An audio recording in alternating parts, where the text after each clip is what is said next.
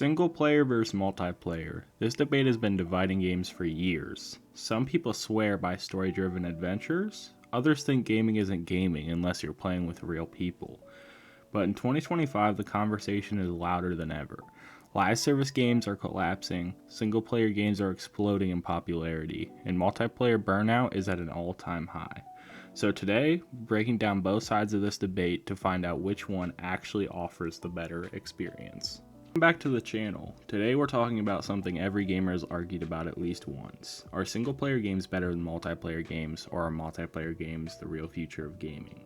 To answer that, we're going through the strengths, the flaws, the psychology, the business side, and the future of both types of games.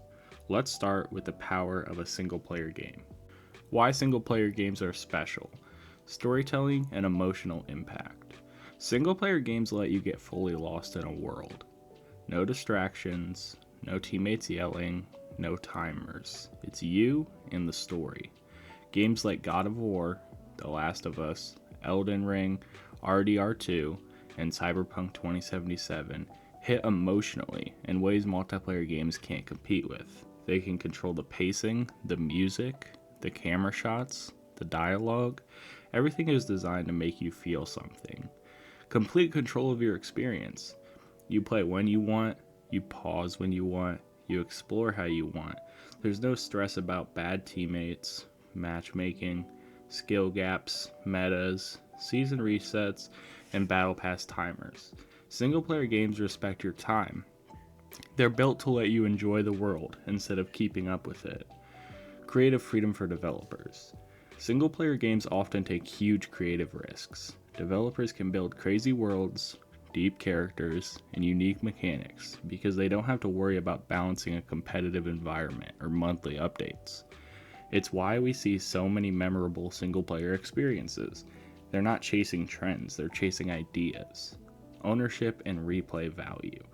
Even though some people beat the game once and never return, single-player games often have side quests, DLCs, multiple endings, newer games, and build variety.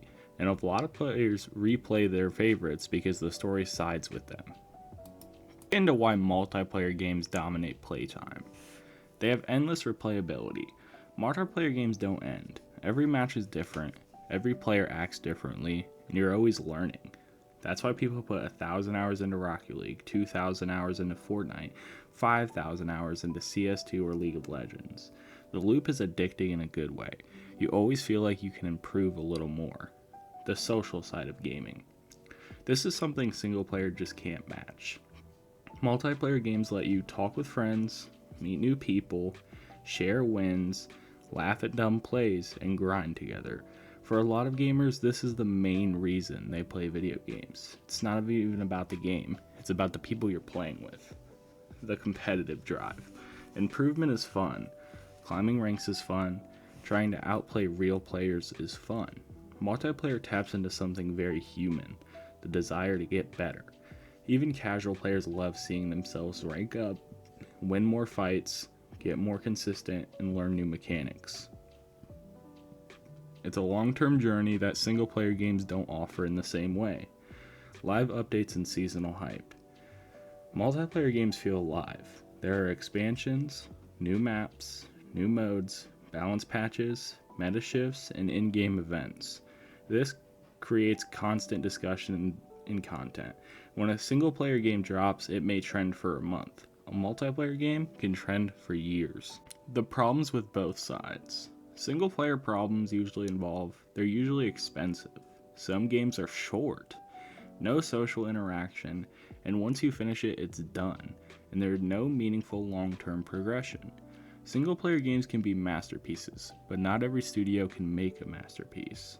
Now here are the multiplayer problems. Toxic teammates, long grind cycles, meta changes can ruin the game overnight. Burnout happens fast. Live service games often get worse over time, and microtransactions are everywhere. And the biggest problem, multiplayer games constantly demand more of your time. If you stop playing for a few months, you're gonna fall behind. Why this debate is complicated. Both types of games are strong in different areas and weak in others. It's not really about which one is better. It's about what you want to get out of gaming, psychology behind both. People prefer single player games because they allow you to take a break from stress, they like story and world building, they enjoy exploring without pressure. They want something meaningful, not repetitive.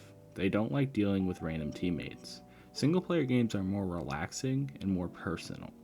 People prefer multiplayer games because they want to compete. They enjoy teamwork, they like improving daily, they love social interaction, and they enjoy unpredictable scenarios. Multiplayer is exciting because it's chaotic and human.